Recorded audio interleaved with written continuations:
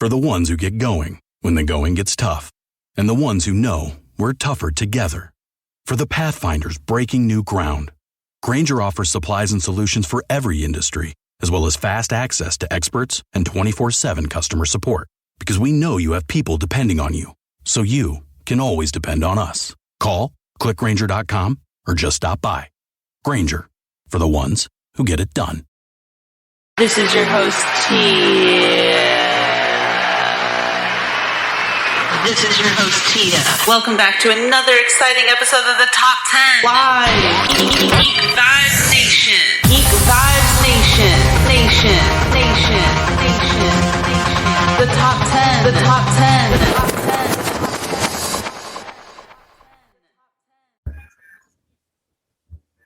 Hello, everyone. Welcome back to another amazing episode of the Top 10 by Geek Vibes Nation. I'm your host, Tia, as always, and I have with me the amazing co-host, the Brittany. Hi, Brittany. Hello.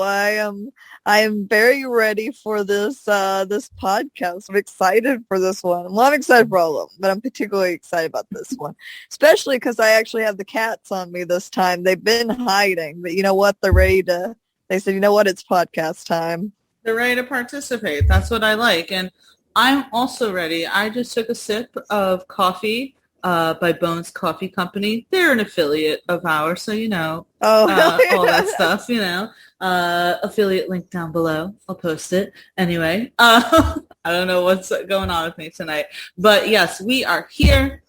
We are doing the top 10. It's been a good start to the week. The Olympics are going on. LeVar Burton is hosting Jeopardy this week. I'd say it's a pretty damn fine week. And we're doing the top 10, and we are doing the top 10 cameos in movies. Because I feel like, especially for us, since we always tend to like actors who are almost under the radar, most of the movies that actors that we like are in, they're mostly cameos. So I'm pretty stoked for this one.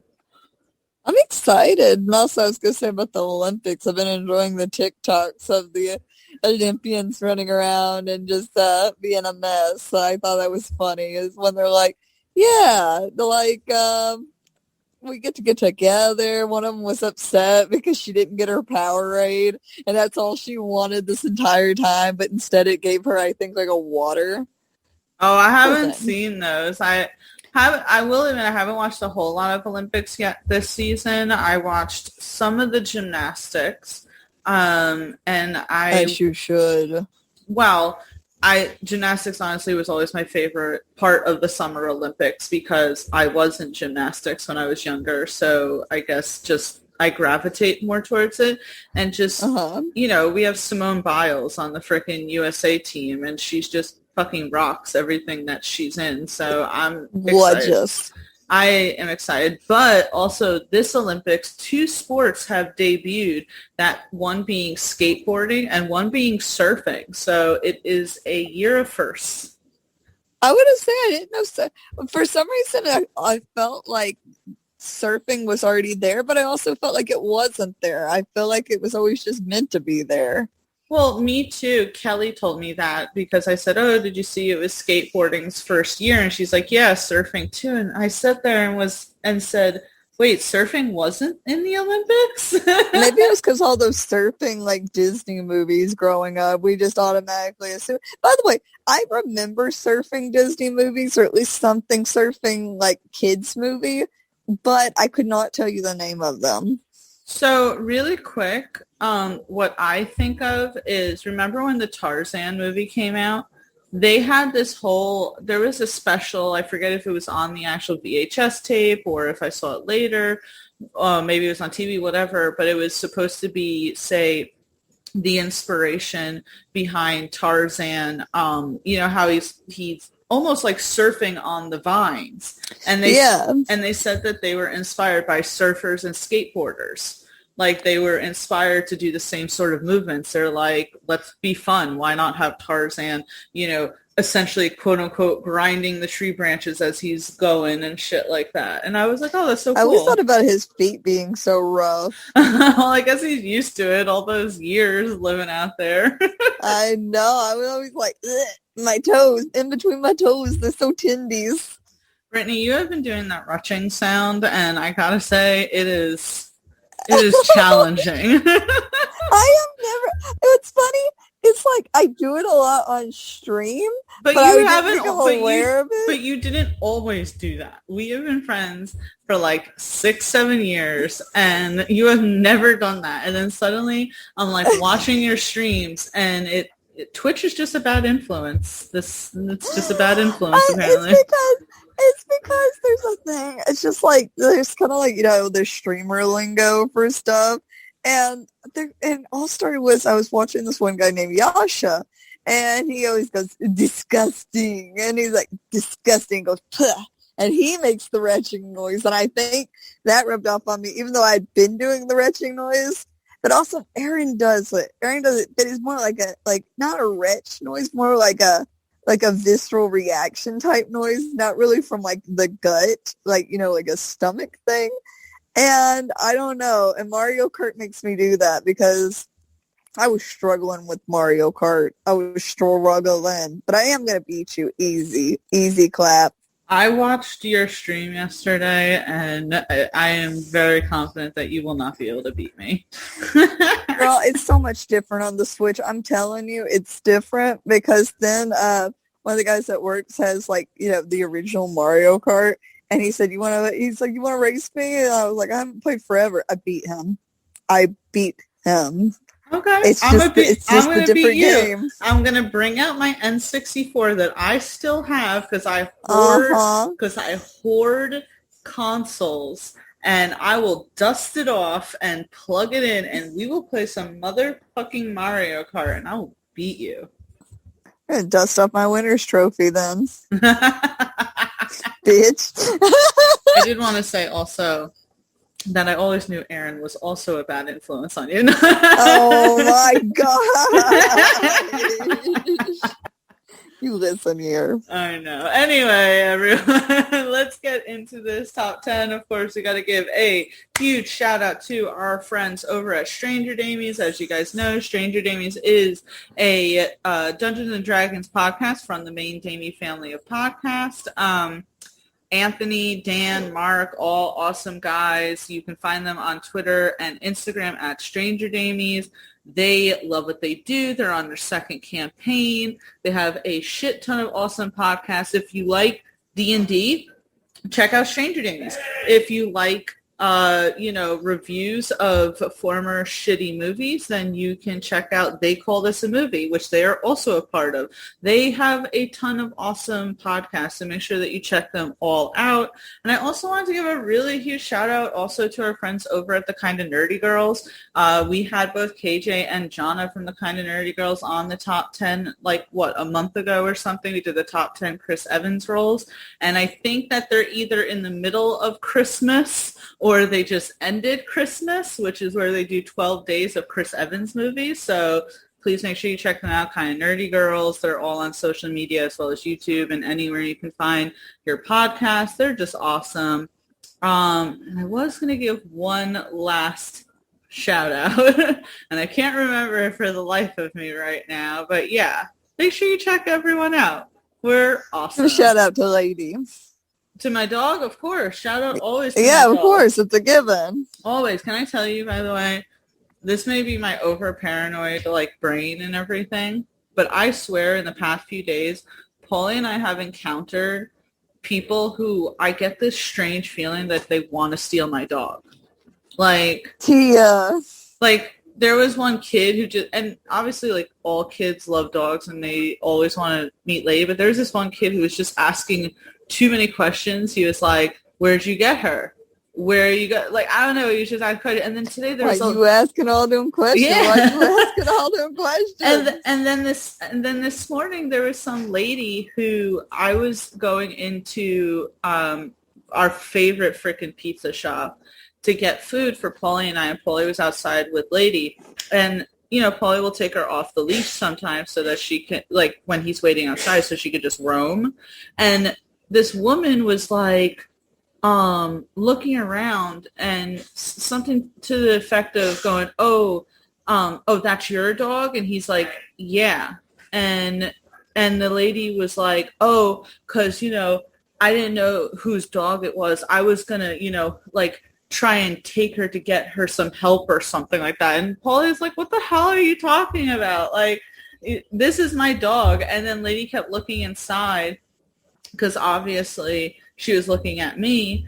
And she goes to Paulie. She's like, I can get her some food if she's hungry. It's like, no, motherfucker, our freaking dog is not hungry. She's not thirsty. Like, we're fine. We're like great freaking dog owners and everything. We feed Lady like a queen. All right. It's nice if you're trying to be nice, but it's coming off very much like you think I don't know how to take care of this dog. Which, speaking of which, Tia, did you realize I'll be seeing you in 2 months? I know. Like a little over 2 months. Wait, I have to say one last thing now that I'm on a roll, right? So we've had some days that are pretty hot, but Lady gives us the look like, oh my God, I'm so bored, and she's like looking at the door. It's like, all right, we'll take you around. And for context for my viewers, my dog is a small dog, but she has completely black fur. So obviously she's going to get a little hotter than most. So we were just walking around the block. And then of course, at some point her tongue is like out, which, dogs don't have sweat glands. That's how they sweat, is through their tongue. And so, again, we're literally walking around our building, and this person's like, your dog looks hot. They need water. It's like, thank you. We live right here. Like, what do you think? I hate that. And I feel like that's going to be me when I have kids. Like, leave me the fuck alone and don't tell me how to parent. You're like, it's like everybody feels so entitled, and it's like, no, they're fine. And that's like when people say stuff with their cats, and I'm like, these are literally the most spoiled cats. They've literally, besides the one, Dorian getting sick as like a baby kitten, that's because he was just taken in off the streets. Yeah. And then people try to be like, oh, their shedding could be related to their diet. And I'm like, I get that. None of them else shed. It's just this one that sheds because she has like 2 coats of fur. It's a thing. And they're like, well, you should try this food. And I'm like, the rest of them are fine. They literally get like expensive cat food and wet food every single day. And they have a big giant fountain for water. They're fine. All right, I'll say one last story and then we can get into the top 10. So Brittany knows this, but a few years ago, Lady had this thing where for one winter where I swear to God, she was literally eating the fur off of her butt. And it was so weird, right? She was literally like, she had a bald spot at some point, and I have taken her to the vet and they found really no reason. Right? I mean, no mites, no this, no that. And then I think I tweeted something one time like, she's still scratching. I don't know if I should take her back to the vet. And I got like some condescending comments where people are like, oh my God, if it was my dog, I would take them immediately. You shouldn't even hesitate. And it's like, first of all, the vets are so fucking expensive. I don't know if you've ever actually gone to a vet, but they charge you like $300 just to tell you that nothing's wrong with your dog. And also it's like, I would give my blood for my dog. So I don't know why you're acting as if I'm malnutritioning her over here. Anyway, long story short, the hair grew back. My dog is a nervous dog. She had a previous owner before us who was not so kind to her. And I think that was one, and even the vet said at one point that it was one of those things where she probably had a little itch and she bit it, but then it, it's one of those things where a scab gets itchy and dogs can't have like the common sense to say like, hey, let me stop scratching myself. I shouldn't reopening this wound. Yeah, exactly. So anyway, that got me a little heated, but It's okay. But Lady's cool. She's right next to me because she loves me and I'm a good dog mom. So fuck off. Oh my God. We love our listeners. I'm telling you guys about the stories of other people. But anyway, let's get into this top 10 best cameos in movies. Brittany, as always, you're going to kick it off with number 10. What do you got for us? I got a goofy one. Did you ever watch the SpongeBob movie? No. Okay. You'll see why. In the original SpongeBob movie, is it Keanu Reeves? No, it's David Hasselhoff. Okay. David Hasselhoff is literally in this movie. It's been so long since I've seen this movie, but there's a point where I think like SpongeBob and Patrick get like thrown up onto the surface, like onto the beach, or it's something, or I can't remember. Get rescued by David Hasselhoff, and at some point they're like, we need to get back where we're going, and he like launches them. How does he launch them back to their home? He launches them between his pecs, his boobs. He like locks and loads them there and squeezes them together and shoots them back to the bikini bottom. At least I'm almost positive. I know the titty thing happened to you. I know the titty thing happened, but yeah, I remember as a kid, they're like, David Hasselhoff, and they didn't give him a fake name.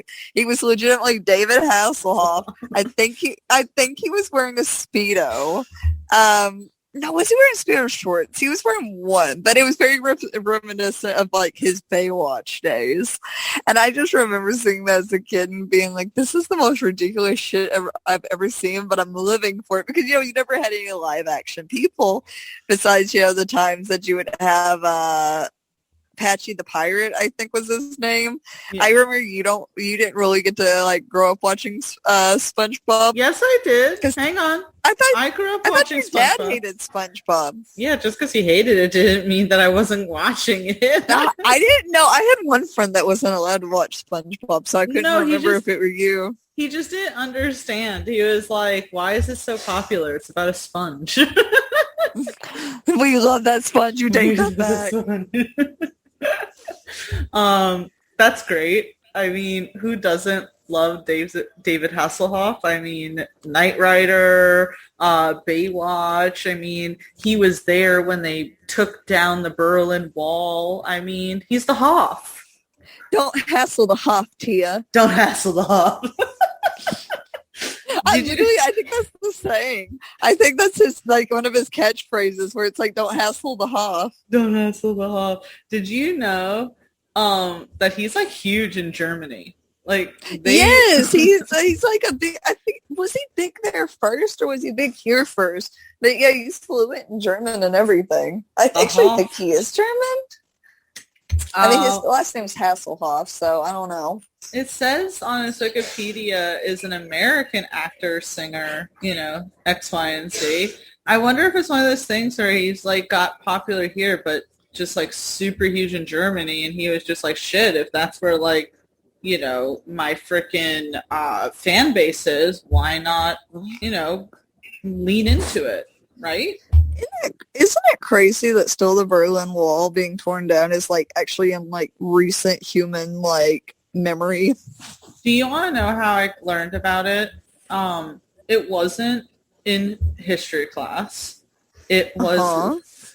I've talked about this before, but did you ever watch the shows like I Love the 80s, I Love the 90s, things like that? Yes. Yeah, that's literally where I watched it. It was I Love the 80s, and they like went through it in one episode. And I swear to God, most of my knowledge of, say, pop culture, even history, comes from those shows. Like, oh my God, I loved it. Yeah. Oh my God, David Hasselhoff in the SpongeBob movie. We love the Hoff. Yeah, he was in the SpongeBob movie. He launched with his titties. There was even a part where like he like when he feels so good about himself, he's just floating in the water and he's like, "You did good, Hassel," or like, "You did good, Hoff," or like that. He's like, "You did good," and then he gets like scorched by sun. I don't know. It was ridiculous though. Let it be known, the SpongeBob movie made me cry. I can't remember if there was ever an episode of SpongeBob that made me cry, but there were some. It's funny because it's, as you get older, you start to relate to Squidward more, and you realize why he's so miserable all the time. We've become Squidward. He doesn't want to go out. He doesn't want to be bothered with the happy-go-lucky SpongeBob. He hates his dead-end minimum wage job. Oh my God, am I your SpongeBob? Yes. Oh my God. But that's a great way to start off this list. David Hasselhoff in the SpongeBob movie. Awesome job, Brittany. I'm going to hit number 9, and I feel like you're definitely going to realize, like, you're going to say, oh, yeah, of course, Tia, you put this down because you've been talking about it recently. And really quick, before you continue, not to interrupt you, No. I think your mic is vibrating. It sounds like something like tapping it real hard. It's like reverberating. Oh, maybe because I'm moving like the table as I'm talking. Because I had my I think that's it. I just don't want. No, I'm not sure. I didn't want you to get too far into it because it was like gradually getting louder, and I was like, I was just going to listen back to that. Oh, I was typing too, so that could be a huge reason. Okay, it might be that. Okay, can you hear me now? Yeah, I can hear you perfectly fine. Good. Do you remember those commercials, or am I a dinosaur that like remembers those commercials? Repeat it again because it got loud right at the end. Remember the now I'm saying SpongeBob. The freaking the Verizon commercials where he'd be like, "Can you hear me now?" Good. Yes, I do remember that. Yeah, so can you hear me now? Good. Anyway, yes, I was going to say for number 9, you're definitely going to say that this is a given because I've been talking about it recently. And I just like the cameo just because it's definitely one of my favorite scenes in the trilogy, but I want to say it's my favorite scene in the third movie. And it's going to be the library scene. The cameo is going to be with the basketball player Boban Marjanovic in John Wick 3. Yes. Let me tell you. Yes. So let me tell you why. I had never seen the first 2 John Wicks, right? And I remember my mom getting on me and saying, how could you not? And I love Keanu Reeves. I've been known about Keanu Reeves my life, so it's not as if Keanu Reeves is a new thing. I know that he's had his, resurgence since the John Wick movies, but I freaking grew up on like Bill and Ted's Excellent Adventure, Speed, and all that, right? So then last year, Paulie, I guess, had seen the first 2 John Wicks while he was at home, and he said, Tia, you got to watch these. So I was like, and then, so we watched the first 2, loved them, and then he hadn't seen the third one yet, and then I noticed that the third one was on HBO Max, and I said, well, let's watch it together, because then we're both watching it for the first time. And for those who don't know, really quick, the whole thing is like, Keanu Reeves plays John Wick, this assassin, and he's on the run in the third one because he killed someone that he shouldn't have killed in the second one, and so now there's like a massive bounty on his head. So the beginning of the movie literally starts with Keanu Reeves as John Wick in this library, and Boban Marjanovic, who is an NBA player, playing a fellow assassin who is trying to kill John Wick so that he can collect on the bounty on his head. But why I love the cameo is, for those who don't know, Boban is literally 7'4". And when I first saw it, it looks so comical because Keanu Reeves is not a short man. But compared to this guy, he looks so tiny. And I swear to God, at some point, I thought that it was CGI because I couldn't believe that there was someone. I couldn't believe that there was someone as tall as Boban. And I sat there and said, oh, this is weird that the third movie would do this, that they're like why, And then when I looked it up, and I sat there and go, oh, this guy really is this height. And it's just such a cool fight scene with them in the library together going at it. And I actually read something of the director and why he wanted, say, Boban in his movie. And it was because he wanted to, he wanted to recreate a scene in a movie. I forgot what it was called. Let me look it up really quick. Yes. Okay. He wanted to recreate a scene similar to the scene that is in a Bruce Lee movie where Bruce Lee fights against this other NBA star, Kareem Abdul-Jabbar, who's also quite tall, and Bruce Lee was quite short. So you get that like really huge contrast between the two. And he's like, well, I want my own version, so let's call the guy who's literally 7'4" to be in the movie. Yeah, because it could be hard with John Wick being so tall. You're like, wait a second now. I gotta look up. When you showed me that scene, I was like, did they purposely make this area small for this? And I'm like, that's what I thought it was. I thought they put the other guy, Boban, on, a platform or something, because I couldn't believe that I was seeing this such a stark difference. I mean, there's at some point where Boban's practically kneeling and he still comes like eye to eye with Keanu Reeves. That dude would never be able to find a stunt double. No. You would have two guys like sitting on each other's shoulders. And just to give you context, Keanu Reeves is 6'1". Again, not a short man. Oh my gosh, he is. Yeah, I would say when you showed me that scene, I was like, man. And you brought up a point when we were talking about like him in situations where it's like it would be terrifying to see that motherfucker to be like sitting down, and you're like, okay, yeah, he's down, and then slowly standing, and you're like, oh no. Yeah, I just think it was so cool. I mean, spoiler alert, he dies within 2 minutes of being in the movie, but I still thought it was an epic cameo because I just like the contrast in height between the two, and I like the choreographed fight scene. I mean, it's pretty brutal, and it's also a testament to John Wick because he literally kills Boban's character Ernest with a book. And it's like, this man just can kill anyone with anything. How did he end up killing him with the book again? I can't remember. Didn't he shove it in his mouth and just keep like... Yeah, pretty much. Essentially. Oh, I forgot I made that noise. That noise was worth it for that right there, though. I just really like the freaking scene. And also the reason why I like the scene is because the whole thing, again, John Wick is on the run in the third one, but he's given to a certain amount of time before like the floodgates open, before it's fair game for all other assassins. So when Boban's character Ernest comes, John Wick says, I still got a few minutes. And Ernest is like, yeah, only like 10 minutes. Who's going to know? Like pretty much, I have you here within me. I'm not going to wait 10 minutes to kill you. I'm going to do it now. And he's like, and he's like, 14 million's a lot of money. And John Wick's like, yeah, but not when you're dead. Right. I like it. I think it's a fun cameo. I still need to see the first one. I will say, as far as the trilogy goes, I think the first one is still the best one.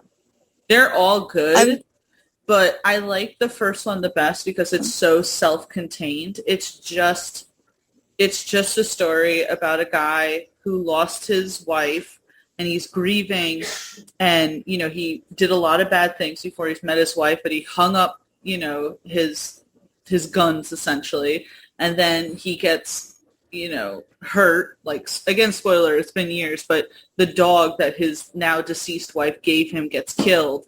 So it's him getting back into the mode to kill the people who have done this against him. And then it kind of goes deeper every movie into this, like, really secret world of, like, everyone's an assassin. In the third movie, you literally see John, like, walking through New York and everyone getting an alert on their phone, like 14 million for John Wick. And it's like, is there not one person in New York who isn't an assassin? Yeah, you. That you know J.K. of. Pauli is, though. That you know of. Bro, no. But yeah, you have to, oh God, when you come here, we're going to watch the first John Wick. It's so good. Okay. And in The Mummy. Oh my! You've never watched The Mummy? Did we go through this? We've had this talk. Yeah, we've gone through this. I've never seen The Mummy. Dude. I feel like you just got your heart broken all over again. Yeah, we've talked about this. I know, but I must have wiped it from my head because how could you be a Brendan Fraser fan and never see his best work. The Mummy is his best. I love the thought of them. I mean, me too. I'm sure. Right. While on air, I'm putting one on my phone. Must watch John Wick and The Mummy because that is a travesty. Anyway, I'm trying to think if there's a movie I want you to see really bad. I mean, I just saw The Labyrinth for the first time with David Bowie's junk. I've actually never seen that one. That one I haven't seen. You know what? We're watching that one together. Okay. I mean, that one makes That one makes more sense because that was before my time. But yeah. Anyway, the David Bowie's junk. Fair. You make a great point. Let's move on from number 9. So again, number 10 was David Hasselhoff in the SpongeBob movie. Number 9 is Boban Marjanovic in John Wick 3. Brittany, take it away with number 8. I'm going to go with Brad Pitt in Deadpool. Oh my God, it's so funny that you mentioned it because one of the lists that was talking about cameos mentioned the Brad Pitt in Deadpool. I sat there. What's funny as I sat there and I was like trying to think of cameos. And I was like, who else? And I was thinking about like one of the other things on my list. And I went, Brad Pitt. Because what was the name of his character again? I cannot remember. But this whole time you're like invisible guy or something. Yeah, like that. yeah. But like when he's sitting there, right, and you're like, this man doesn't even exist. He doesn't even speak. He's not even there.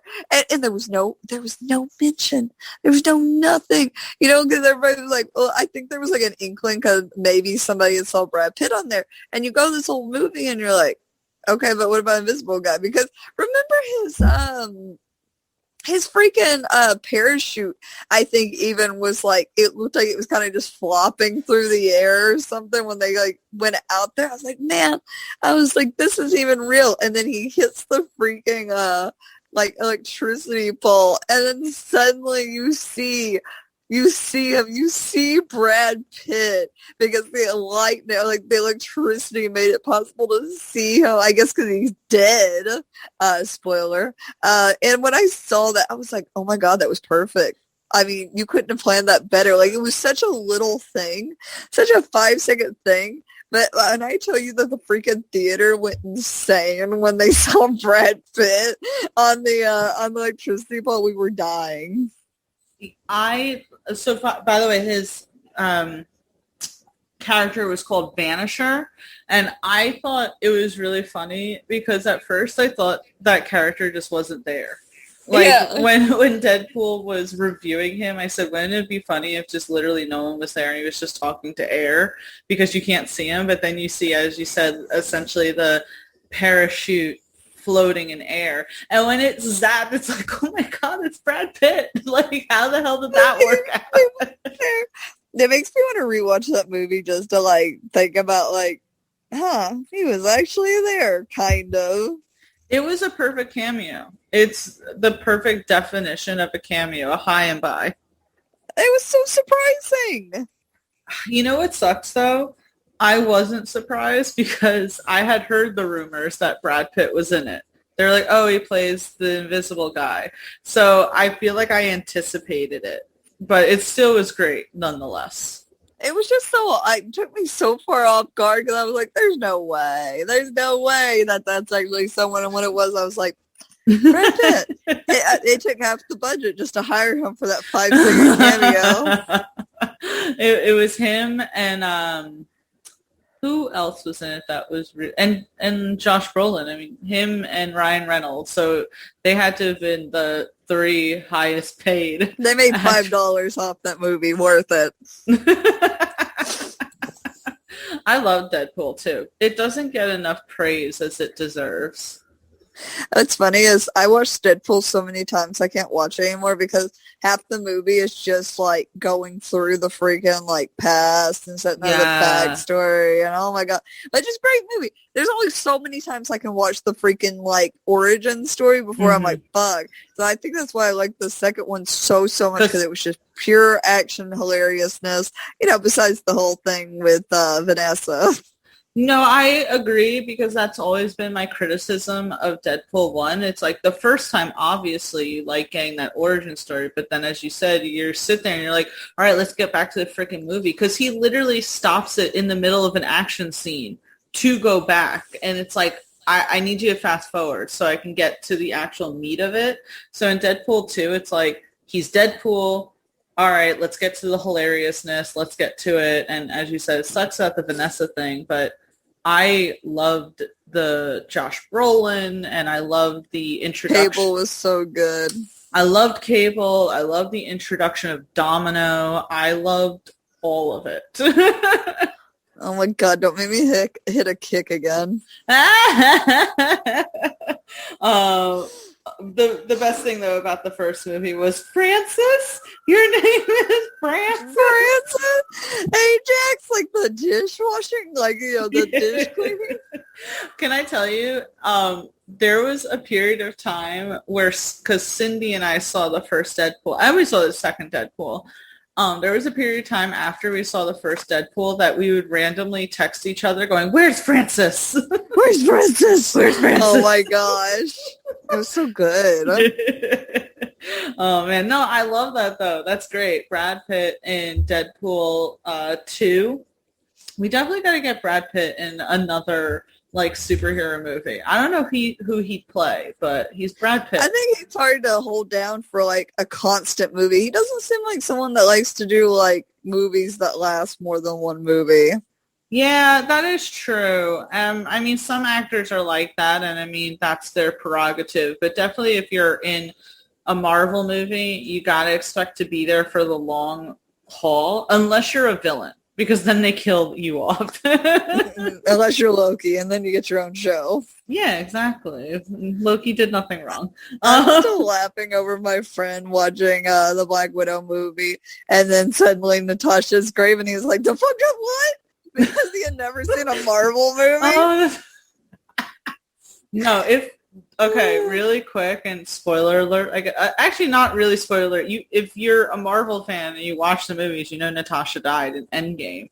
But I swear, I know I mentioned this probably last podcast too, but you're watching the whole movie and there's Natasha with you, and you're back in this world where Scarlett Johansson still plays Black Widow, and you're into it, and you're like, so you get to the end credit scene and you're expecting more of her. And then when you see Yelena just standing there, and then it's like, oh, where's she at? Is she, in my mind at first, I sat there and go, oh, maybe she's at the grave of her birth mother or something. And then when I saw Natasha, I was like, fuck. I know. I just sat there and I wanted so badly for it to be different, but it's going to be hard to live up. Like, I know we still have Thor, but is something going to happen to Thor? Because him and the Hulk are the only lasting ones. I will say that, I mean, I really loved Yelena in Black Widow, and I am absolutely looking forward to seeing more of her. And if she, is carrying the mantle of a Black Widow, then I'm cool with it. I still miss Natasha. I think Black Widow, the movie, was definitely a nice bookend because in Endgame, it's like, yeah, she sacrificed, but she was killed off so early, it seems, in the movie that people almost forgot about her. And she didn't even get a fucking funeral. It's like, I get it. Tony Stark, saved the world, but so did Natasha. If it weren't for her sacrifice, she would have never got the freaking Soul Stone. It would have made me laugh, the fucked up way. Mm. Her buried with fucking Steve Rogers and Peggy, because they're in a shared cemetery. I say that because we're all still trying to figure out if Steve Rogers is dead after being old man. Oh yeah, and I don't know if we'll ever get that closure because they didn't even touch it. I mean, they kind of teased it in the Falcon and the Winter Soldier show, but not really. So it's like, where's Steve? Is he just sitting in a rocking chair right now going, I did my duty? Do you ever have a moment where Steve has still been planning for the same woman he fell in love with, but he only probably knew her for a couple of months or a year at most? I've seen that take before, and I sat there going, you know what, you're right. It's like, what if he went back in the past, and then it's like he got back with Peggy, and he's like, oh, God, I only knew her during wartime. You know what? This doesn't work out. I'm going to go back to the future. It's okay. He still had a dose back to the past, remember? Wait, what? Didn't he could go back, right? He's gonna go take the stones, but he never came back. Yeah, he could have technically come back. He could have come back after he figured that out. God damn it, Steve. Anyway, instead of Dad went out to go get milk or go get cigarettes, he just fucking went back to the future. Steve Rogers went to go return some Infinity Stones, and he never came back. Technically, it made him a variant. Would they not come for him? Unless they said that was meant to happen, because in the Loki show, Loki goes, wait, why am I a variant, when the Avengers literally went back in time and they said, oh, well, that was meant to happen. You're not. Who gets to decide that? You find out in the Loki show who decides that.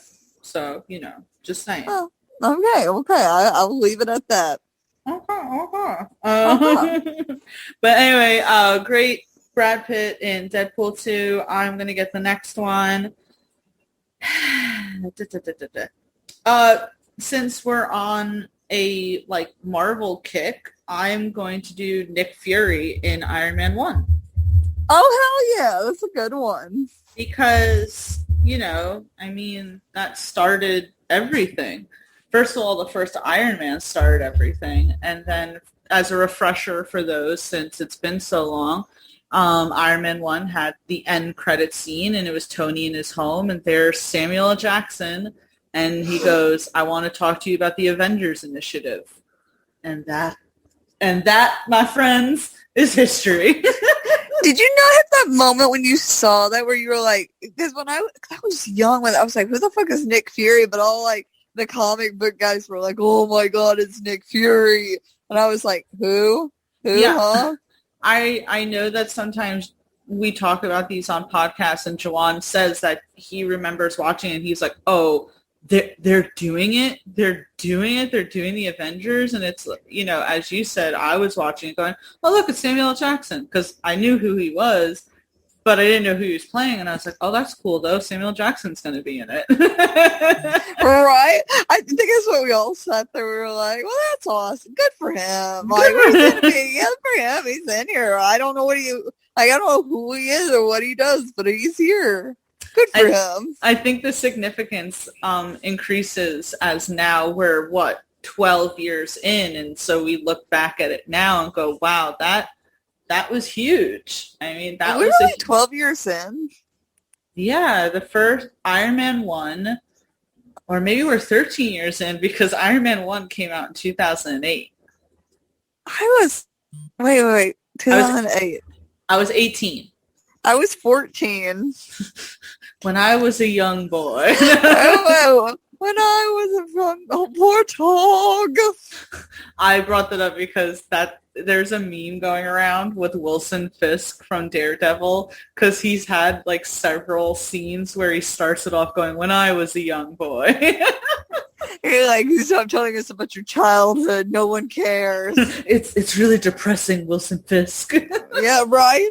Which, Man, by the way, Brittany, there's a rumor, so it's just a rumor, but I'm going to hold on to it, that Vincent D'Onofrio is going to reprise his role as Wilson Fisk in the Hawkeye series. They're really trying to make me watch this frickin' show. Oh my God, I would watch it. I would watch it for him. I still need to catch up on the Loki. Well, to be fair, I was going to watch it after that end credits scene in Black Widow with Yelena. I was like, go get him. Go get him, Yelena. Oh, yes. Man, We love a dead king. But yeah, Nick Fury in Iron Man 1 I think is a great cameo because first of all, it's Samuel Jackson. It's Samuel Jackson playing Nick Fury, and it's literally looking back the start of everything. Him just going, I want to talk to you about the Avengers Initiative. Do you remember how cool those first few batch of movies were to the first movie? And you're like, this is so cool. It's a team-up movie. I get to see all these characters I like together. This is cool. And then after that, you're like, it was so cool to me because I feel like we never saw anything like that before. Oh, I know. Well, because we had never seen people bring together like a cinematic universe quite like that. You know what I mean? Like everybody coming together and the thought that had to come into it, the like trying to match everything up, all the little small like ends to tie up. And I remember with Iron Man being so badass and thinking Robert Downey Jr. was so cool because that was the first true movie I'd seen him in besides the Zodiac Killer. Which he was really good in. Right, yeah. And then because this was a big comeback for him after, he got kind of, with his drug problems. I didn't realize it had gotten so bad. And then I remember with Captain America, the first Avenger, with that, I think I remember everybody thirsting over him so bad because you see him as little scrawny Steve and then he becomes big Steve and you're like, huh. Which, that's a good point. Do you think he was a good candidate? I know they wanted somebody that's brave, but do you think that with how scrawny he was initially, that if someone bigger and bulkier would have gotten it first, that they would have become stronger? Or do you think that he was always meant to have it? I mean, I think Steve was always meant to have it, but if you look back and watch the first Avenger, the first Captain America movie, Tommy Lee Jones, one of the captains in the army, didn't want Steve Rogers to take the serum. He wanted another soldier who was already quite athletic and big to take the serum because he thought, I don't want this skinny, scrawny kid to do it. And it was his bravery that, convinced the others to say, no, he is the perfect candidate. I love the scene where he jumps on the fake grenade. I know, everyone else runs away and he instantly dives and he's like, get back. And it's like, that's the scene. I love when Peggy looks at him like at the Tommy, what's his name again? Tommy Lee Jones. Yeah, I love whenever she looks at him. Like, you see, I told you, he's perfect. It does make me sad, that movie, when you hear them and he's like, I gotta put the plane down in the water, and she's like, oh no, and she's like, you better be at our dancing date. Don't be late. And it's like, that's so sad. I know. And then, oh my God, the scene, like with when she, he tells her the whole story and then she forgets it all and she's like, Steve. Oh my God. And in The Winter Soldier, that really hit me. Because, I have a great-grandmother who, had Alzheimer's before she passed away. So when I saw that, I sat there and I'm like, I don't like this. Tries not to cry, cries a lot. I forget sometimes about that scene, even though that's literally still my favorite movie in the MCU. Whenever I get to it, I'm always like, oh, shit, that's right, this scene. Oh, trauma.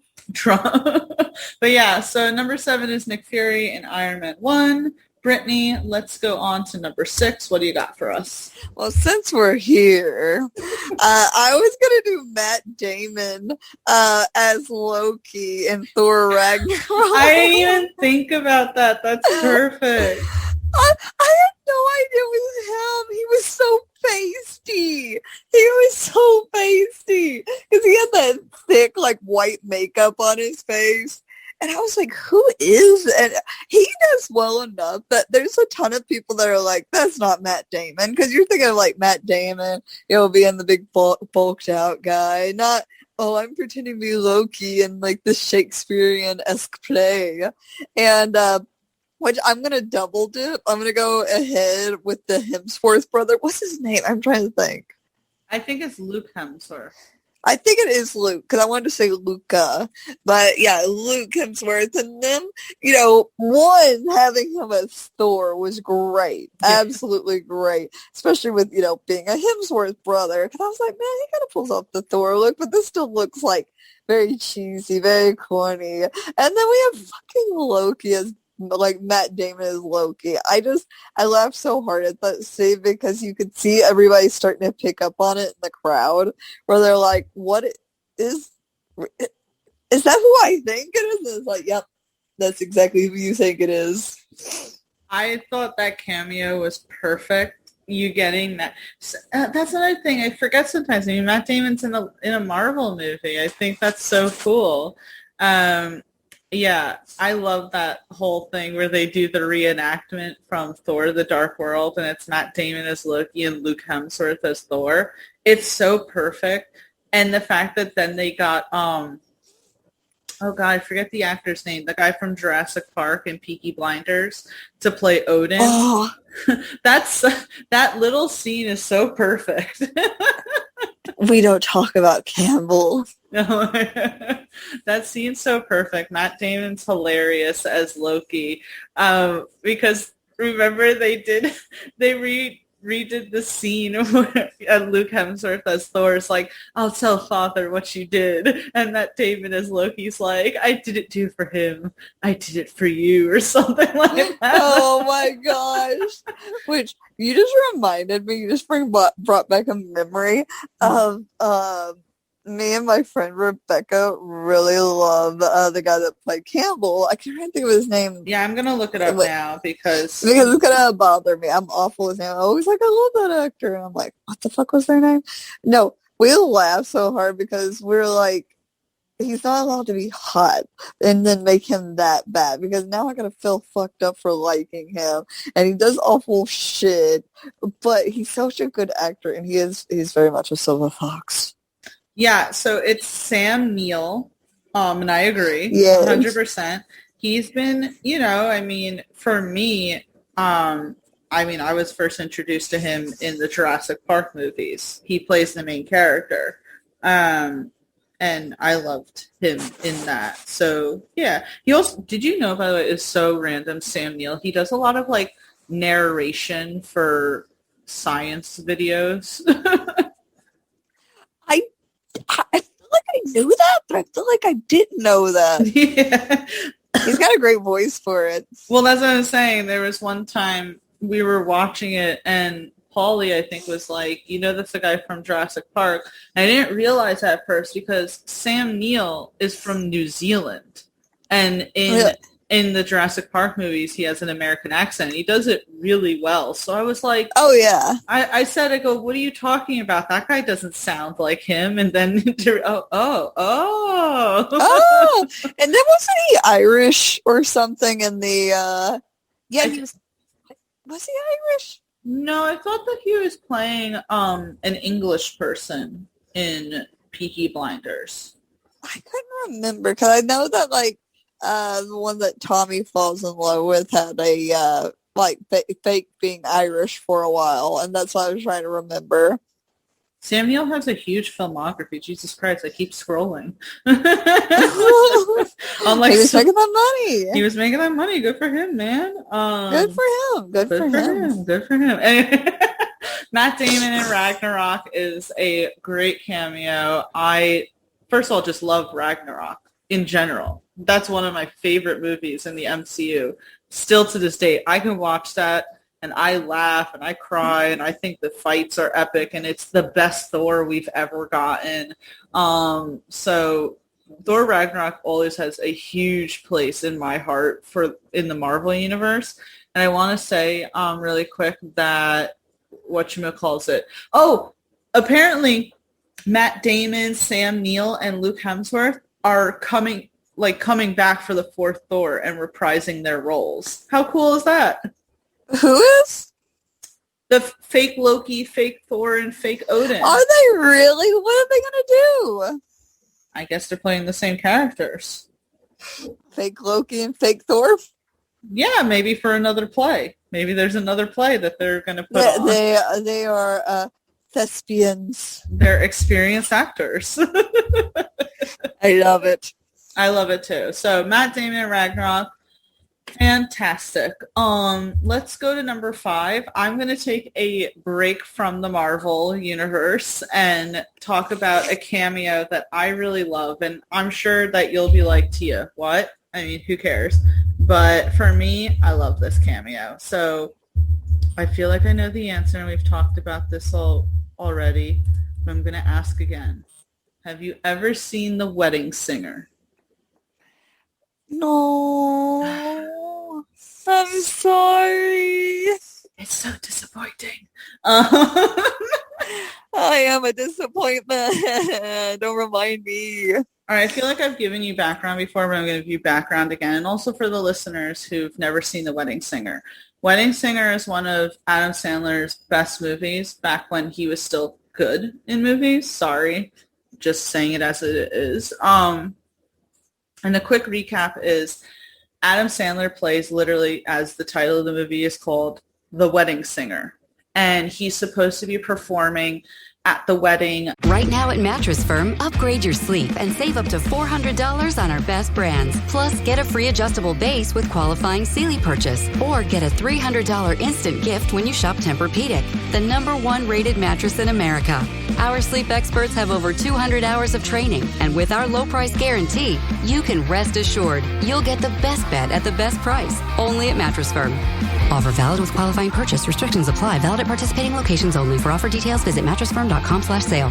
Of Drew Barrymore's character. But throughout the movie, Drew Barrymore's character gets really close with Adam Sandler's character, and you find out that, like, Drew Barrymore's fiance is a douchebag, a colossal douchebag. I mean, he's constantly cheating on her. He's really dismissive of her. I mean, he is just like the biggest douchebag of all big fucking douchebags, you know?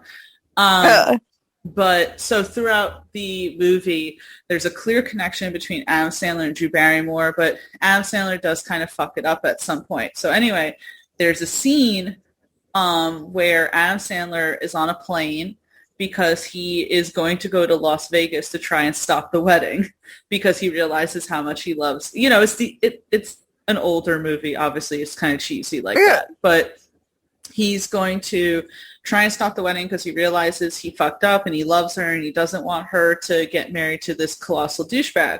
Well, he ends up finding out that Drew Barrymore and her fiance are on the same plane. So my gosh. But at this point, so Adam Sandler's character is in first class, and he's telling everyone, including, like, this air stewardess, he's telling them all, like, the frickin' story and shit like that. And who else is on the plane but Billy Idol, who is, like, you know, for those who don't know, he's the one who... gosh. You know, in the midnight hour, I cry more with a rebel. You know, that singer. Yeah. And Billy... What the fuck is doing there? Well, he's on the plane too, and he's listening to the song.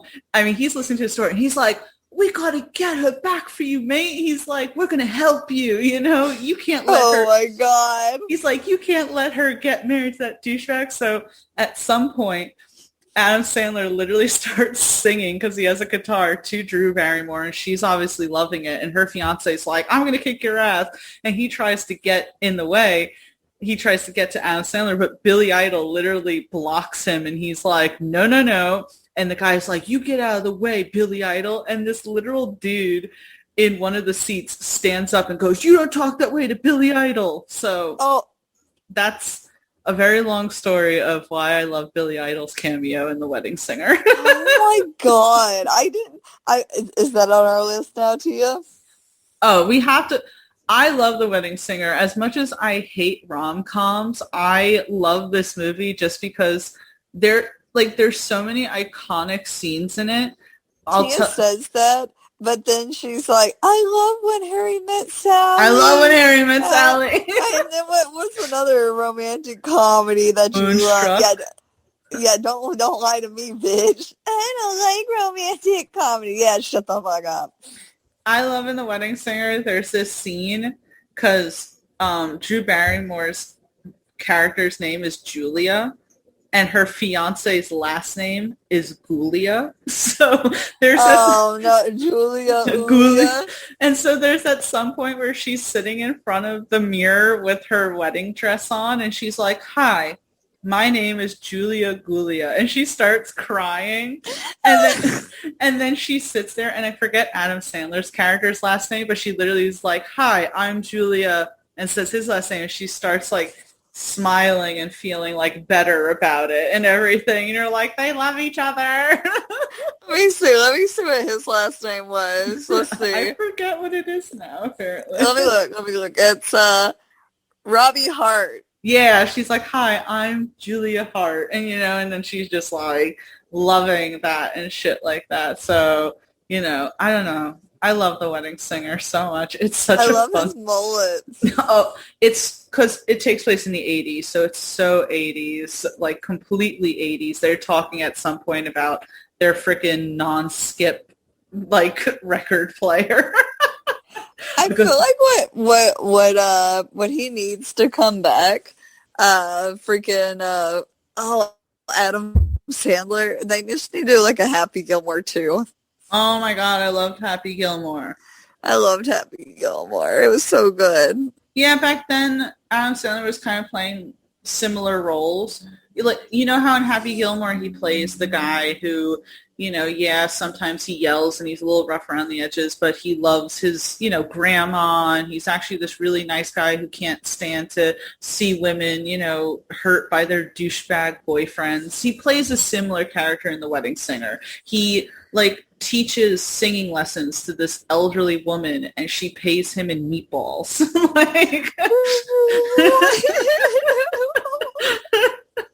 I mean, I would take that payment. Right? I'd pay her extra. I'd be like, you know what, you paid me too much. Here's money. Yeah.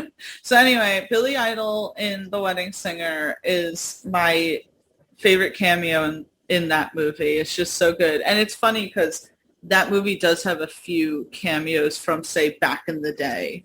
It's just a good movie. Brittany, it's such a good rom-com. And Drew Barrymore is actually really good in it, and she's just likable and shit. And her fiance is a douchebag. I'm pretty sure her fiance is the same guy who plays the same douchebag in Happy Gilmore. Like, they got the same dude. They're like, "Do you want to play a douchebag?" Oh my God. It's like, would you like to play a douchebag in both movies? Would you say he's a Henry? Yes. I love it. I'll watch it for that simple fact alone. I don't know. It's just a fun movie if you want just a fun movie that has awesome 80s hair metal music and shit like that. I don't know. I like it. Oh no, I'm ready for it. I've heard my mom say a million times she loves that movie, but I have never seen it myself. I love that movie. It's just, and the ending is so satisfying. It's a little, obviously, again, it's a rom-com. The guy gets the girl at the end, but it's worth it. It's worth it. That's why you watch rom-coms. You want to see them end up together in the end. You're like, she should leave her douchebag boyfriend and go with Adam Sandler. Right? I know where you were like rooting for the other guy. I love those kind of movies where they make it really easy to root for the main character. Oh yeah, they make obviously Adam Sandler's character so likable and Drew Barrymore's fiance so unlikable that there's no part of you that sits there and goes, "Oh, well, maybe they'd be good together." You're like, get rid of that asshole. Get the fuck out of here. Yeah. So yeah. Anyway, Billy Idol from The Wedding Singer. If you're listening, let me know if you agree. Have you seen The Wedding Singer? Or am I apparently a dinosaur that watches and still thinks about older movies and how much they're so much better than movies from today? Oh my gosh, but the 80s had such good movies. That was like a golden era. Well, I don't think that The Wedding Singer actually came out in the 80s. It's just 80s themed, but I'm pretty sure it came out in the 90s. Let me look it up. We'll pretend it was the 80s for my sake. I mean, it's 80s themed. Yeah, so it came out in 1998, but it takes place in the 80s. I love it. Oh my God, it's on HBO Max. We're watching it too. Okay. It's going on the list. It's going on. Girl, we got so many movies on there. We'll be like, oh, we woke up out of this movie coma. We'll be like, oh, it's time to get back on the plane. You know what? I'm okay with that, though. Me too. So, yeah, that's my number 5. Brittany, what's your number 4? I think I'm going to go with, have you seen Zombieland? I actually haven't. I'm going to go with Bill Murray. Oh my God, that was one of the choices when I was looking up articles of, they were like, Bill Murray from Zombieland. It was so good because you have, they're trying to survive, Zombieland. Everybody's turned to zombies, which in this one it's scary because they fucking run. And I don't know if I've told you this a million times. I do not like zombies that sprint. Because that was one of the first rules to Zombieland is one of my lists because that's such a good movie. One of the first rules, he's always keeping rules of how to survive and blah, blah, blah. And one of them is cardio because you got to do so much running. Well, so that happens. And they end up in a nice town of Hollywood. They're in Hollywood and it's supposed to be all these houses next to each other. And it's oh, yeah, all these celebrities just so happen to all live next to one another, which is nice. Yeah, except all of those freaking all the celebrities are zombies, except they almost kill Bill Murray because he learned that if he dressed up and smelled like the zombies, they would leave him alone. But he's still they made him where he lives in this super nice mansion with just piles of money everywhere. Because there's even a part where what's his name? Was it Texas or Tennessee? I'm trying to remember what his name was in it. But he's wiping his face with $100 bills, just money because he's upset about something. And they're just so excited to meet Bill Murray, and he's explaining hey, and they almost make it a Hollywood sighting kind of game where they're oh my God, that's so and so. I didn't know they got turned into a zombie. They look great. It's just they're just watching the zombies go by and just having a good time with it. But I think I'm trying to think of what do I feel they mentioned Whoopi Goldberg at some point, just all these celebrities. And spoiler alert, though. One of the other guys that's on one of the main characters didn't get the memo that Bill Murray wasn't an actual zombie and kills him. Oh no! I know, and they're all so upset. He's I didn't know. I thought he was a zombie. I'm sorry, zombie Bill Murray. It's just, I don't know. It's just so ridiculous. Bill Murray was so good in that, and I've always loved him since Ghostbusters. So I was I don't know. He's the sweetheart. Oh, wait. I almost said a different movie. He wasn't in that movie. Someone else I loved was in that movie. No, Brittany. Oh, no. I get him. Bill Murray was in Osmosis Jones, right?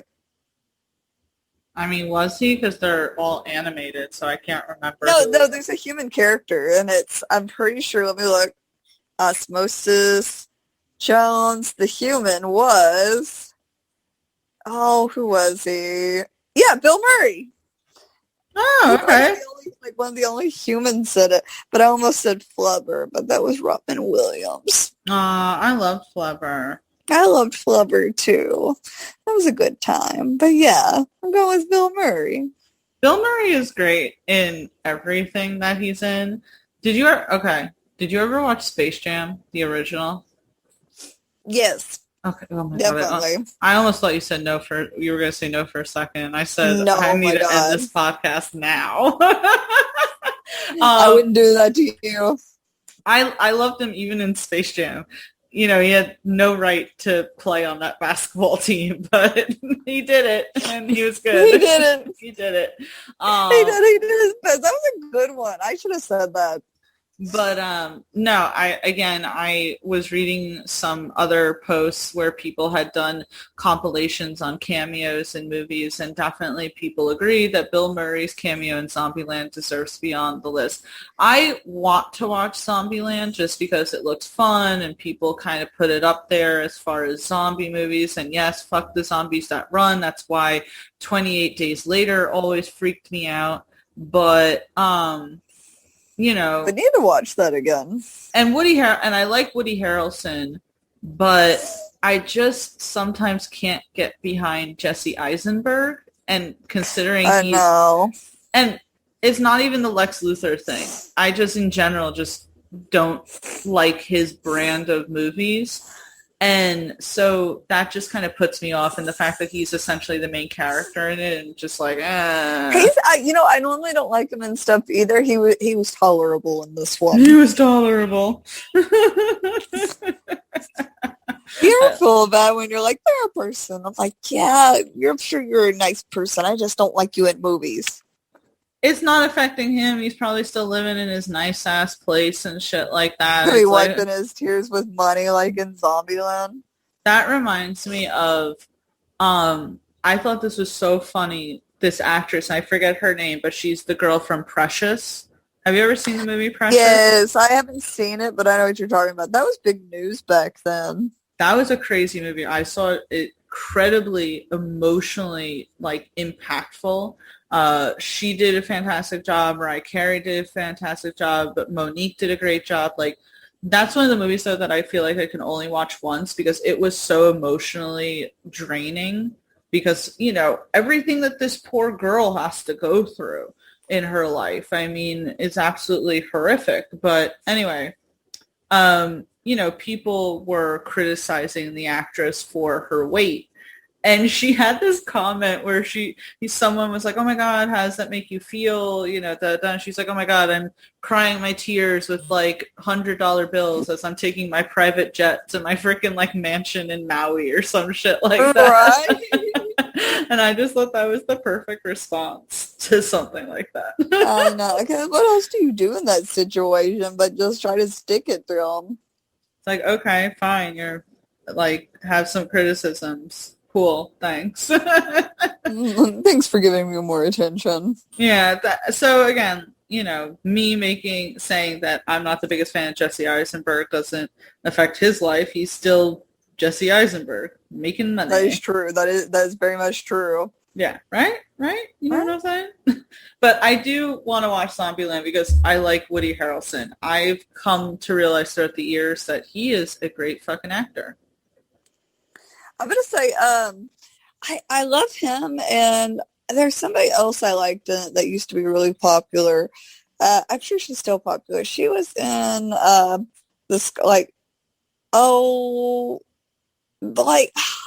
was that letter A movie where she, are you talking about Emma Stone? Yes. I like her in it, too. Yeah. Oh, she was in Zombieland. Okay, cool. Yeah. All right, maybe I'll check out Zombieland, when I feel like watching something I've never watched before. I'm pretty sure Emma Stone was in. Let me know about girl. I swear. I'm pretty sure you're right. Again, I just never saw it, so let's see. Yep, Emma Stone was in it, and Abigail Breslin, Rhett Reese, Bill Murray, so many. So many people. So yeah, Bill Murray from Zombieland. I'm sure plenty of people will agree with you as well. I gotta check out Zombieland. I know I do. They did come out with a second one too, but I didn't hear as good of reviews for the second one. Did you see the second one? I haven't seen the second one yet. Not yet. Oh, okay. So yeah, Bill Murray from Zombieland, number 4. I will take number 3. Let me look at my list. I know. I had to look at mine too. I started erasing stuff off. I didn't realize we had gotten so far already. And I was erasing off, and I was like, oh, I have one left. What is this? And I went, oh, okay, I'm fine. I am going to do, so the cameo that I'm doing, and I'll say this really quickly, I'm going to do a disclosure, right? I'm not the biggest fan of the movie in general. I just really like this cameo. And I probably am saying sacrilege by saying that I'm not the biggest fan of this movie, but it's going to be Chris Evans and Scott Pilgrim versus the World. Oh my gosh. I thought you liked this movie. Maybe I liked it back then, but I rewatched it not too long ago, and I just feel as if it doesn't hold up. Go ahead, sorry. Oh, sorry, I was going to say, and also you realize Scott Pilgrim, is an awful person. Yeah, okay, so that's what it is. I go back and watch it and I say, Scott Pilgrim sucks. I mean, like, really sucks. He's, he has a girlfriend that he's pulling through and, playing games with, essentially.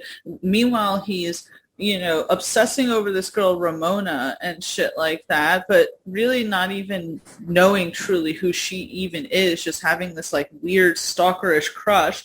It's, if you go back and watch it, like, I'm sorry just to say, there's heavy, all right, I'm just going to come out and say there's heavy, racism in it, homophobia, like there's a lot of things, and I understand that it's a product of the time, and back then stuff like that flew, but you watch it now with say a 2021 lens and you're just like, this is uncomfortable, because he's like fetishizing his Asian girlfriend, and this whole thing with his roommate is very stereotypical, and I don't know, I just watch it, and again, as you said, Scott Pilgrim's a terrible person. He's a terrible, shitty person. Every time I always feel bad for the first girlfriend, and I don't remember her name, but I feel so bad for her, and it literally drives her crazy.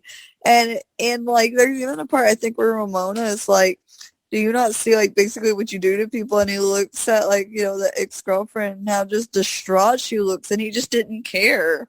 No, not at all. And again, he's a shitty person, so I don't like it for a number of reasons, and I feel like there's just a lot of overacting. And again, Michael Cera isn't someone that I ever truly liked. I always felt like you played shitty characters. Like, oh yeah, I'm awkward and quirky. And it's like, yeah, but you always play like a dickbag in the end. Yeah, and that's the thing. It's like you're supposed to like him, what? Because he's awkward and quirky, and that somehow gives him an excuse to be like really shitty to his girlfriends and, things like that. So that's a huge reason why I didn't like his characters in movies. The only movie that I kind of tolerated him in was in Juno. And I didn't even really like Juno because of him. I would say it's kind of like, I could do without him. And they're like, well, you can't like him too much. Yeah, but anyway, I do love Chris Evans' cameo in Scott Pilgrim as the ex-boyfriend who is the movie star, and he has those really crazy eyebrows. I know. His eyebrows are insane in that, but I loved his character. I was like, this feels like you had way too much fun with this role. And that's why I think I love it, because Chris Evans clearly was just being ridiculous in that role.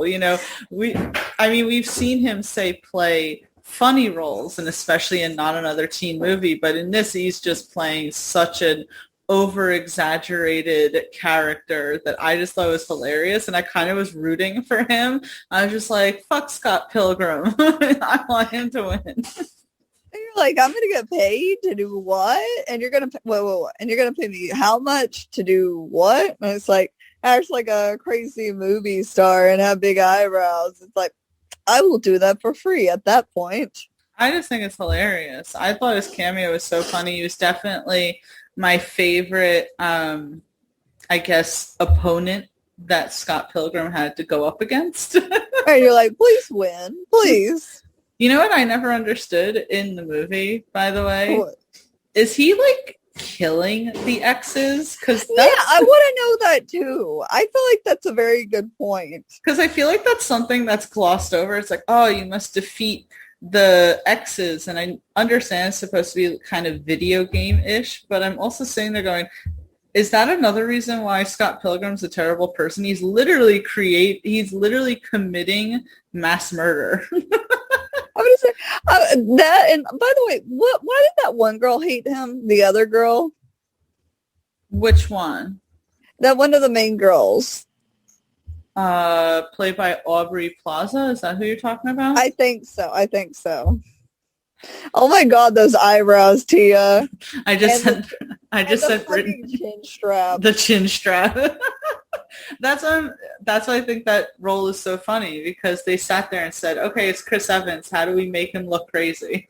And it's like, he's still tolerable, though. I know, where you're like, I can look this. Yeah, we gotta look the other way for him. I will say that one of my favorite scenes in Scott Pilgrim is when it was Ramona, right? That was the girl he was pining after. And she goes, oh, you have to beat my exes. And he's like, your ex-boyfriend. She's like, yeah, my exes. And so when he has to go up against that girl, he's like, wait, but ex-boyfriend. She's like, I never said ex-boyfriends. I said exes. And I will say, I feel like that was very ahead of the times because they didn't normally add stuff like that in the movies back then. That is true. That is true. I also did really like the scene of the one ex who was supposed to be like a super vegan, but then they discovered that he drank milk at some point, so they took his vegan powers away from him. Oh my God. The movie did have its moments. I just really hate Scott Pilgrim. Everything else was fine. The rest of it's fine, just not the rest. Yeah. And I loved how the main ex-boyfriend was clearly supposed to be some sort of parody of Skrillex. I don't know if you remember that. I don't know if I remember offhand. I just remember thinking that the whole movie, I was like, this is where I am in life. I'm glad, though, that we're on the same page where we both sat there and said, Scott Pilgrim was a douchebag. I know. And I think it's like, I enjoyed a lot of the movie, and I still think, it is a fun movie, but I'm like, God, if you just took him out of it, I'd be fine. Yeah, and I don't want to obviously take that away. I know people enjoy this movie, and you're all so allowed to do that. Like, just because I sit there and say maybe I wasn't the biggest fan of it, but still, Chris Evans, though, in it is awesome. His character, what kind of powers did he have again? I forgot. I feel like I want to look it up now. Just because. Did he have? I thought he was like really strong. Or did he have like electricity or firepower, something like that? I can't remember. I just remember he had powers. I mean, didn't they all have powers? Because that was the thing. They all had to defeat. I just don't remember what his was. Didn't he like skateboard or something like that? I don't remember. He was a skater boy and he said, see you later, girl.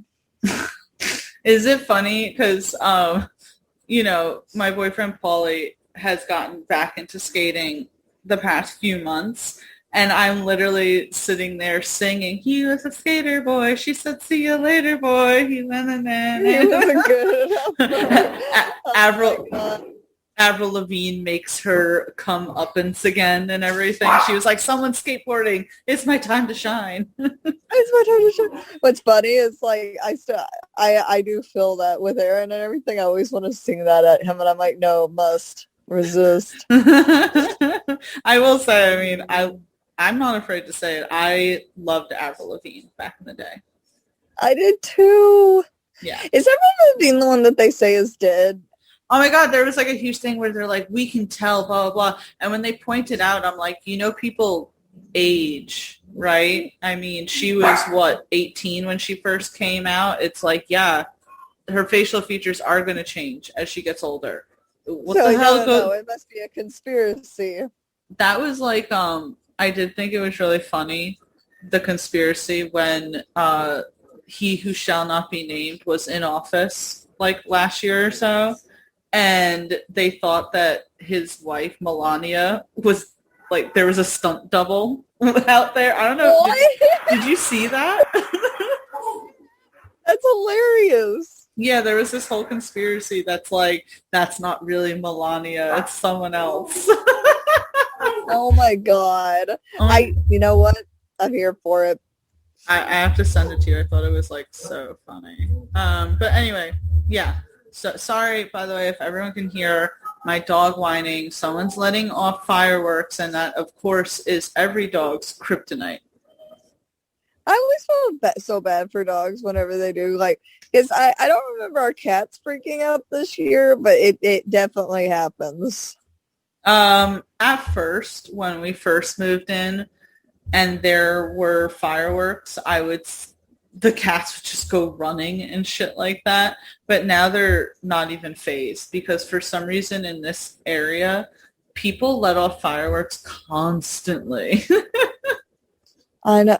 I'm about to say, well, It's New York. It's loud, right? It's so loud, Your cats would probably freak out. They'd be like, oh my God, we don't hear any noise ever. Anyway, I love it. so that is my number 3. Brittany, what is your number 2? I'm gonna go with Chuck Norris when he showed up in Dodgeball. Duck, dodge. There's a moment. It were the 3Ds or something. I love whenever they're like, if you can dodge a wrench, you can dodge a ball. Which is hilarious because I loved dodgeball growing up, except we didn't ever get to use the big rubber ones because apparently people got hurt. And so we had these little small foam ones that, for me, if I was throwing a regular dodgeball, I could actually get some wind behind it. But these were foam and they just kind of floated through the air. You needed to go to Catholic school. We freaking used real dodgeballs. Oh, shit. What was funny is like the boys could throw them so hard they would like boom, the like back behind you. But a quick side story with dodgeball, I also loved it because I was so small. I'd always end up the last person, and my reflexes were good. So, and I knew I couldn't throw the ball if I was going to throw a ball. I knew that they would catch it because I couldn't throw it hard enough. So at some point I would have all the balls on my side, and so I would gently kick them over to the guys, and there will people would be like, what are you doing? But if they had the ball, I would catch it. I would catch it instead, and it would let in my entire team because I knew I couldn't hit them. I was like, but these guys can hit you. And I always felt like such a champ when I did that. I was like, I have done it. It's like that scene in Thor Ragnarok when Hela goes to Thor, you can't defeat me. And Thor's like, I know, but he can. And then you see Surtur come out. That's the moment I would hit. Oh, I made sure it was Chuck Norris because what was it? It was like they had to go to the judges on it, right?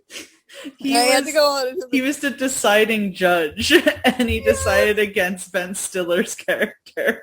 Yes, because that didn't. Who did he go against? Like, well, what was it? Was it that final part, or was he when he? I can't remember. It was in the final round where it decides to go to like sudden death because of something, and because they were trying to decide. I can't remember what it was, but I just remember when they're like, and to the decider, and you look over and you're like, is that fucking Chuck Norris? And you gotta remember, like, this is when we were kids, so it was such a big thing where it was like the Chuck Norris jokes were really big, Mm-hmm. Like, I heard Chuck Norris has a fist underneath his beard. Like, it's like, what the fuck? Like all these I'm trying to remember all of them because it was so big back then. And I know it's such a little one, and I know there's better ones, but I still never forget the moment when you're like, okay, and you go to the side and you're like, Chuck Norris? And even he played himself. It wasn't like, oh, he was just, like, oh, yeah, I'm a guy that looks like, I'm Chuck Norris, but I'm playing another guy. It's like, no. Chuck Norris judges dodgeball tournaments. I don't know. It was just so ridiculous. It was perfect. It's that Chuck Norris has to cast a tie-breaking vote, and he allows for Average Joe, right? The one that we were rooting for. And it's pretty much allowing that team to play. And so that's after then they go into the sudden death match. But I love the Chuck Norris. By the way, I love Dodgeball. I shouldn't love the movie Dodgeball, but I think it's a guilty pleasure. It's such a guilty pleasure movie. And I love at the end when Ben Stiller's character goes, fuck you, Chuck Norris. Fuck you, Chuck Norris. Oh my god. I love that movie. If you can dodge a wrench, you can dodge a ball. A ball. What was his name? Like Patches? Let me look it up. Oh no, it was just Robert. The whole movie was good. Yeah. Also, our favorite pirate was in it. Oh yeah, when he's like, "Arr." Because he plays also. He was in Doom Patrol, and who else? He's been playing villains, hasn't he? Alan Tudyk plays everything. He not only is in Doom Patrol, he was in A Knight's Tale, he was in frickin' Firefly, he was also he also voices the Joker in the animated Harley Quinn series and does a damn fine fucking job as it, by the way. I was not aware. Yeah, he's really good. What a man of talent. I loved him in Dodgeball because they were like, "You're not a pirate," and he's like, "Arr," and he's having this like existential crisis, and they're like, "You are a pirate. You are a pirate," and he's like, when he finally finds this quote unquote buried treasure. And he's like, "Arr!" Like he's so excited because he brings it back, and they're like, "If you're not a pirate, who are we gonna share all this treasure with?" And he's just like, "Arr, arr." There's so many great there's so many great lines in that. No one makes me bleed my own blood. Who was like Olga, or like the big like lady on the other big team? Russian lady? Yes. Who does she end up like loving at the end? Oh my god, hang on, I gotta look it up now. It's been a while. I felt bad also for the guy whose wife and kids hated him. Who and, clearly fucking hate him. Channeling like his inner hatred, like to throw the ball. Yeah. Oh, because he sees his wife flirting with another man. Yeah, I mean, it's so obvious. Oh my god, what was her name? I mean, I forget what her name was in it. Hang on, 1 second. I got this. I can do this. Oh my gosh, it's cool. It's cool. I'm just vibing with my cats. Oh, she starts dating Owen. He's just the skinny guy. The scrawny one. Yes. Yeah. I loved him. I love that whole movie, Dodgeball. Oh, we got to rewatch that. Like, I'm fine with that. That would be one of our lazy nights when we just want to put something on in the background and watch TikTok. Yeah. That's one of the movies that I actually like Vince Vaughn in. I love that movie. I'm so glad that you brought up Dodgeball. I love Chuck Norris. Chuck Norris is great. Fuck you, Chuck Norris. Fuck you, Chuck Norris. The best Chuck Norris one to me was, I'm trying to think about it, where it was like, once Chuck Norris slammed a revolving door. Oh my god. You're like, wait, that doesn't work that way. And you're like, it does work that way if you're Chuck Norris. It does work that way if you're Chuck Norris, and it absolutely works that way. Or the one where I think you said underneath his beard is not a chin, but another fist. It's just another fist. I'm trying to think, what was another one? It's like, I can't remember. It was like something with like, oh, he wrestled us something and he won. You know, just ridiculous things. There was one that he said, he did one of his jokes in one of the Expendables. He was in the second Expendables. And I remember this. Sylvester Stallone's character is like, I heard you got bit by a cobra or something. He's like, yes, I did. He goes, and after 3 grueling, horrible days of agony, he's like, the snake finally died. Oh my god. I actually think that's the one I was thinking of, where I was like, something where he ended up destroying the thing. Chuck Norris uses his pepper spray to season his meat. What the hell? What? Death once had that was worth a gag noise. Death once had a near Chuck Norris experience. Oh my god, these are so bad, but they bring back my childhood, so I'm fine with it. Okay, I have one more and then we can move on. Okay. Because I literally Googled it. Chuck Norris once passed 6 kidney stones. They were subsequently collected by Thanos and embedded into a gauntlet. What the fuck? That one's new. That one is new. But yeah, so there you go. Chuck Norris and Dodgeball, everyone. Joke. All right, so we are down to the number 1 of our best cameos in movies. Of course, we always have to go through the list before we get to the number 1. And we have number 10 is David Hasselhoff in the SpongeBob movie. Number 9 is Boban Marjanovic in John Wick 3. Number 8 is Brad Pitt in Deadpool 2. 7 is Nick Fury. not Nick Fury. Samuel L. Jackson. I'm just calling him by his character name. Samuel L. Jackson in Iron Man 1. 6 is Matt Damon in Thor Ragnarok. 5 is Billy Idol in The Wedding Singer. Number 4 is Bill Murray from Zombieland. Number 3 is Chris Evans in Scott Pilgrim versus the World.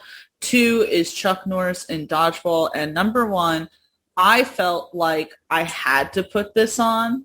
It was almost just a must. And it is going to be Hugh Jackman's cameo in X-Men The First Class. Do you remember oh my god, I forgot about that. When he's just drinking, he's just vibing there. Yep. So for those who don't remember First Class, because it was probably one of the last good Fox X-Men movies that was ever done. Michael Fassbender plays Magneto.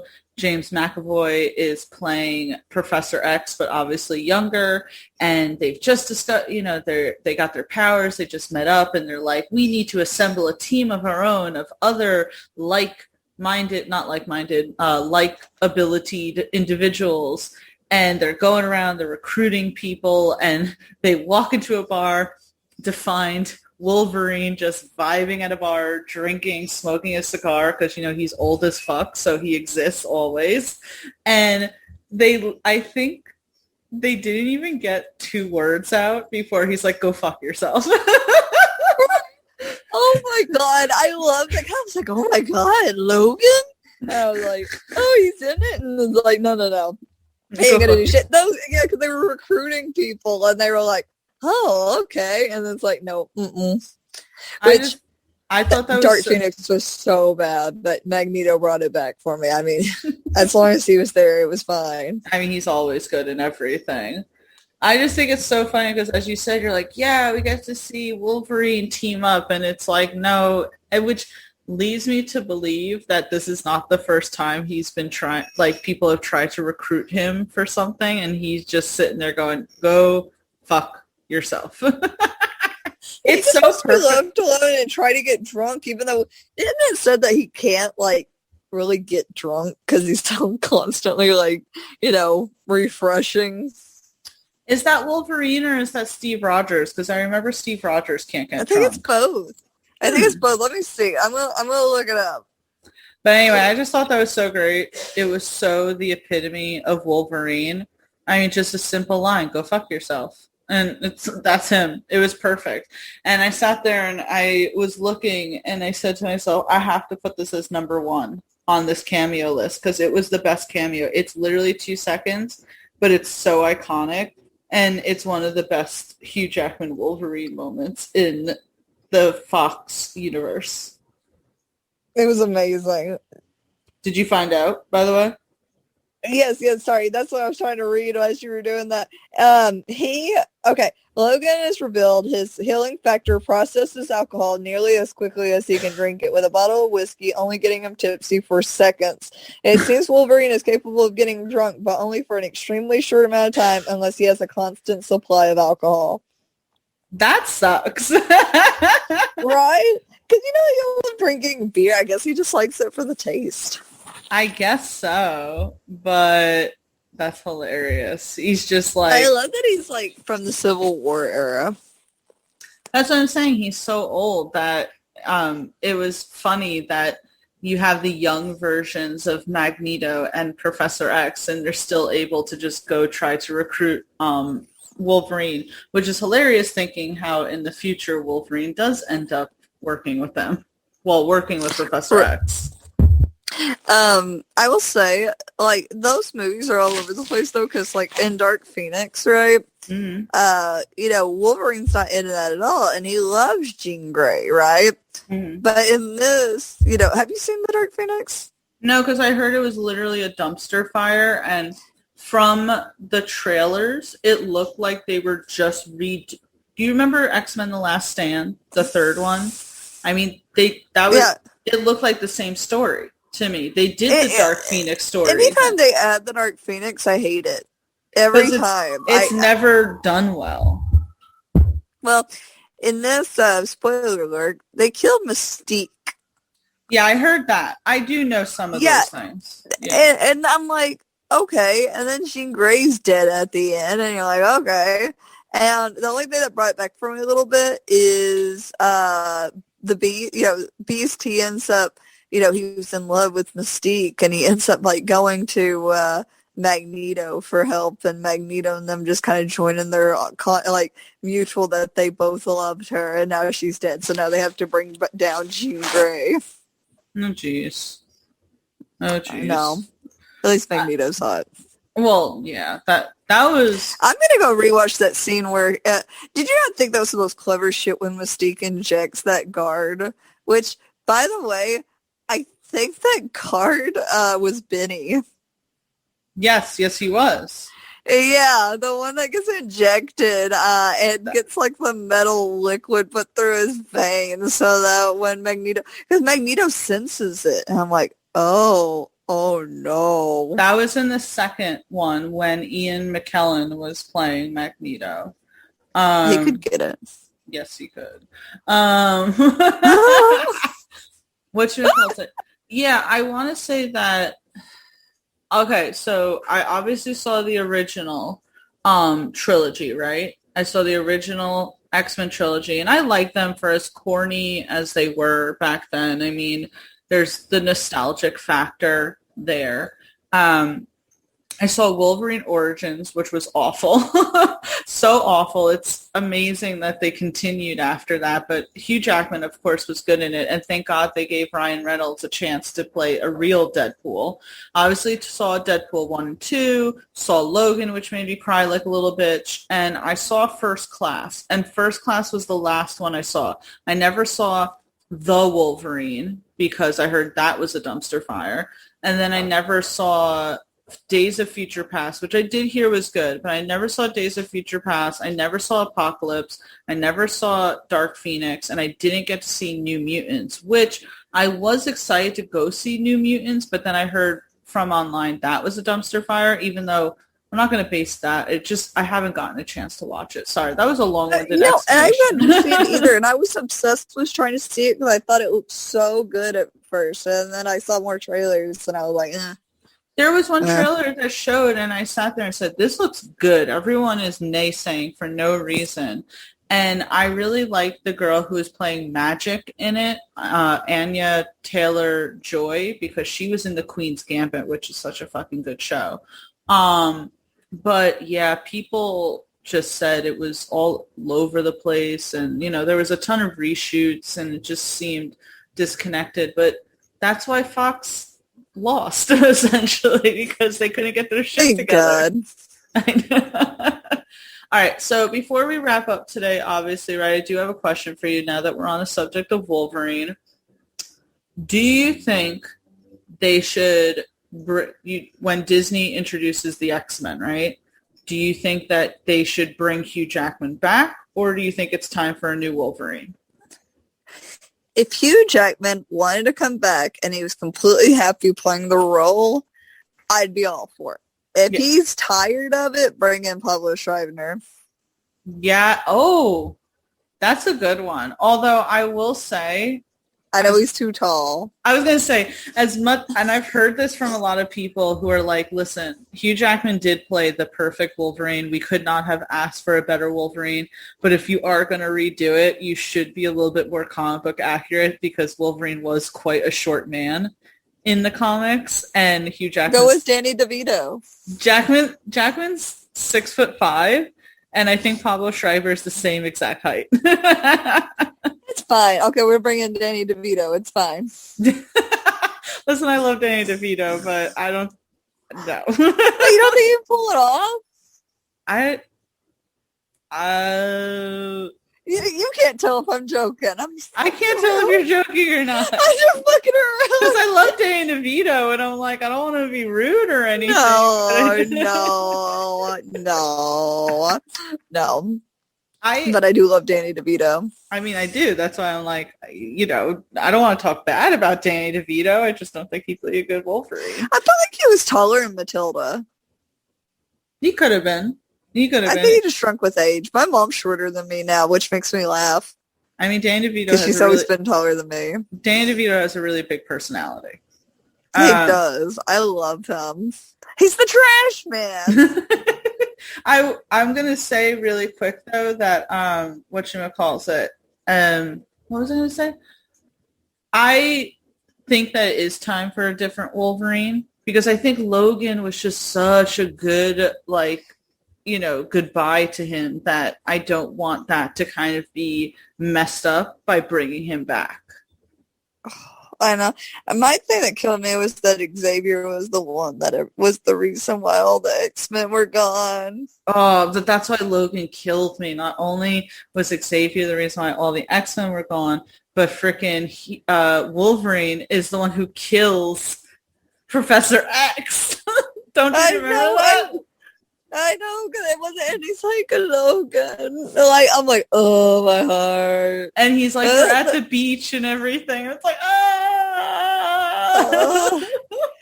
what got me was that one, he was the only one that could really power through because he's basically like, what do you do when because Xavier, I think, is an Omega level mutant, means he's like God tier. So what do you do when he starts getting old and he gets like a degenerative brain issue, like a disease? What do you do? It's going to go haywire. No, that's why I loved Logan. I thought that it was the perfect movie. I mean, I couldn't believe it when I saw it because, Fox didn't have a good track record before then. And then I saw Logan. I sat there and go, why can't they make more shit like that?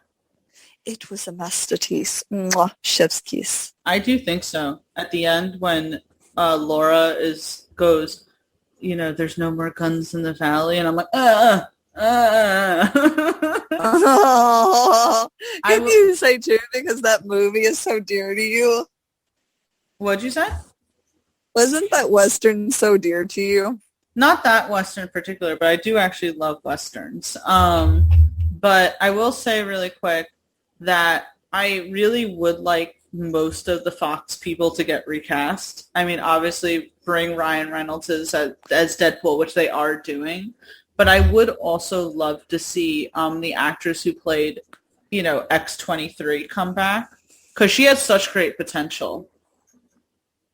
I know, because it's like, how do you go from that point if all the X-Men are dead at that point and continue from that point? It wouldn't it wouldn't be continued from that point. They would just probably bring her back to play the character, but then completely just reboot shit. I don't know. I like how they did it too. Like, even though Logan is so perfect, I do like, in X-Men, the animated series where they brought her in, where she's like, yeah, I'm a clone and I'm dealing with the fact that I'm a clone from you. And Wolverine's like, I guess this is my kid, kind of. Kind of. Oh my God, I can't wait. But Brittany, before we wrap everything up tonight, did you have any honorable mentions that you'd like to shout out really quick? I'm trying to think, but I can't remember anything right just top of my head. It's no problem. Maybe Eminem in the interview. I did like that. Can I tell you that where he's playing himself? Can I tell you that I saw that movie really quick, and I'm not going to spend too much time on it. That movie was crazy, and I saw it recently within the past year. I had never seen it, and I was like, oh my God, I can't believe this was made. I can't believe... I still haven't fully seen it yet, but I know I've watched the entirety of that beginning scene, and I always die. Yeah, the Eminem cameo in the interview is great. Really quick, I'll just say I loved John Bernthal in Baby Driver. I thought that was a good cameo. Yes. And Scoot McNairy in The Quiet Place Part 2, because I feel like there was so much potential. And it just didn't go anywhere. But anyway, everyone, so that is our top 10 best cameos in movies. Maybe we'll do a top 10 best cameos in TV shows, dedicate one strictly to that. But everyone, please let us know what your favorite cameos were in movies. Brittany, as always, amazing co-hosting tonight. Thank you. Why don't you let everyone know where you're at, where they can find you, and what you got going on next?